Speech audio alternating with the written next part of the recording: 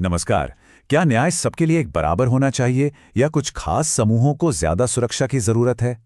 यही वो बड़ा सवाल है जो यूनिवर्सिटी ग्रांट्स कमीशन यानी यूजीसी के नए भेदभाव विरोधी नियमों पर हुए एक वायरल विश्लेषण के केंद्र में है। चलिए आज इसी विश्लेषण की परतें खोलते हैं और देखते हैं कि इसके तर्क क्या हैं। अच्छा, तो ये विश्लेषण शुरू कहाँ से होता है? ये शुरू होता है एक बहुत ही गंभीर आरोप से जो अक्सर इन नए नियमों पर सवाल उठाने वालों पर लगाया जाता है। आरोप ये कि वे दलित विरोधी, ओबीसी विरोधी और जातिवादी हैं।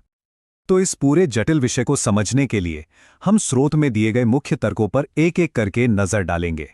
शुरुआत होगी पक्षपात के आरोप से और इसका अंत होगा न्याय से जुड़े एक बहुत ही बुनियादी सवाल पर। तो चलिए इसमें गहराई से उतरते हैं। तो सबसे पहला मुद्दा यही है, पक्षपात का सवाल।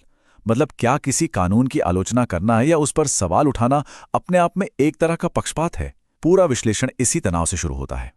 और यहाँ पर जो तर्क दिया गया है वो बहुत सीधा है। उनका मानना है कि अगर सवाल पूछने को ही आरोपों से चुप करा दिया जाएगा तो फिर किसी भी लोकतांत्रिक बहस की जो बुनियाद है वही खतरे में पड़ जाएगी।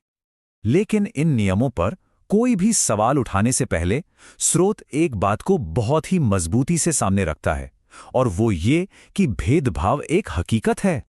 मतलब ये विश्लेषण इस बारे में बिल्कुल नहीं है कि भेदभाव होता है या नहीं। स्रोत साफ तौर पर कहता है कि ये एक कड़वी सच्चाई है और एक समझदार समाज को इसका सामना करना ही होगा। अब आता है इस विश्लेषण का एक बहुत ही दिलचस्प हिस्सा। वो ये कि जिस आंकड़े के आधार पर इन नए नियमों को जरूरी बताया जा रहा है उसकी असलियत क्या है। तो सबसे पहले एक आंकड़ा सामने रखा जाता है और वो है 118.4%। सुनने में ये बहुत बड़ा लगता है ना।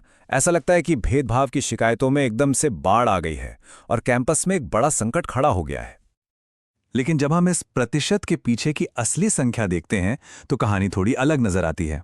शिकायतें 173 से बढ़कर 378 हुईं, और ये कितने छात्रों में से?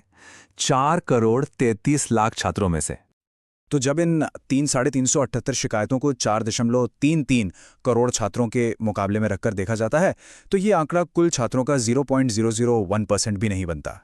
तो यहाँ पे एक बहुत बड़ा सवाल खड़ा होता है, क्या 1,00,000 छात्रों में से एक से भी कम की शिकायत, क्या ये आंकड़ा इतना बड़ा है कि करोड़ों छात्रों के जो मौलिक कानूनी अधिकार हैं उनमें बदलाव किया जाए? और ये भी तो हो सकता है कि ये बढ़ोतरी सिर्फ इसलिए हो क्योंकि लोग अब ज्यादा जागरूक हैं और शिकायत करना आसान हो गया है। और इसी सवाल के साथ ये बहस आंकड़ों से निकलकर न्याय के एक और भी गहरे पहलू पर पहुंचती है, और वो है सुरक्षा और सजा के बीच का फर्क।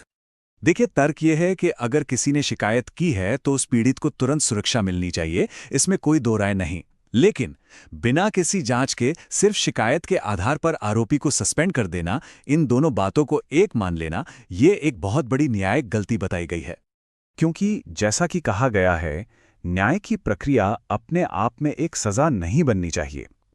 जब किसी छात्र को सस्पेंड किया जाता है तो उसकी पढ़ाई, उसकी इज्जत, उस पर जो असर पड़ता है वो अपने आप में एक बहुत बड़ी सजा है, फिर चाहे बाद में जांच का नतीजा कुछ भी निकले। और ये सिर्फ कोई राय नहीं है, इसके पीछे एक कानूनी आधार भी है। स्रोत इस बात पर प्रकाश डालता है कि देश की सर्वोच्च अदालत ने भी सुभाष काशीनाथ महाजन मामले में कहा था कि बिना शुरुआती जांच के कोई भी एक्शन लेना किसी की भी व्यक्तिगत स्वतंत्रता का उल्लंघन हो सकता है। और व्यक्तिगत स्वतंत्रता का यही सवाल हमें सीधे इस विश्लेषण के सबसे अहम संवैधानिक तर्क पर ले आता है। इस पूरे तर्क की जो बुनियाद है वो है हमारे संविधान का अनुच्छेद 14। ये अनुच्छेद क्या कहता है? ये कहता है कि कानून की सुरक्षा हर एक व्यक्ति के लिए बराबर होगी। ये कोई खास सुविधा नहीं है जो कुछ लोगों को मिलेगी, ये हर भारतीय नागरिक का एक मौलिक अधिकार है।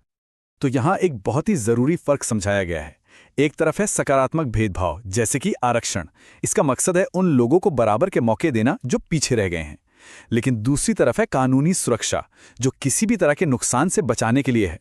और तर्क ये है कि ये जो सुरक्षा वाली ढाल है ये तो सबके लिए बराबर होनी चाहिए। तो फिर सवाल उठता है कि क्या ये सुरक्षा की ढाल वाकई सबके लिए है? क्या ये यूनिवर्सल है?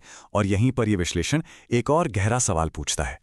सवाल यह है कि अगर मकसद पहचान के आधार पर होने वाले भेदभाव से बचाना है तो फिर यही सुरक्षा की ढाल किसी मुस्लिम छात्र को क्यों नहीं मिलनी चाहिए जिसका उसके नाम या पहनावे को लेकर मजाक उड़ाया जाए, या किसी भी और अल्पसंख्यक छात्र को क्यों नहीं जिसे उसकी पहचान के लिए अलग थलग किया जाता हो? मतलब किसी भी छात्र को, चाहे उसकी कोई भी पृष्ठभूमि हो। और इसी तर्क के साथ हम इस विश्लेषण के सबसे बड़े निष्कर्ष पर पहुंचते हैं। वो ये कि अगर न्याय सबके लिए बराबर नहीं है, अगर वो चुन चुनकर लागू किया जाता है, तो वो न्याय नहीं रह जाता, वो राजनीति बन जाता है। तो ये विश्लेषण हमें एक बहुत ही बुनियादी और शक्तिशाली सवाल के साथ छोड़ जाता है कि न्याय की ढाल का काम क्या है। क्या उसे सभी की बराबर हिफाजत करनी चाहिए, या फिर पहचान के आधार पर कुछ लोगों के लिए उसे ज़्यादा मजबूत होना चाहिए? क्या सच्ची समानता एक जैसी सुरक्षा में है या चुनिंदा सुरक्षा में?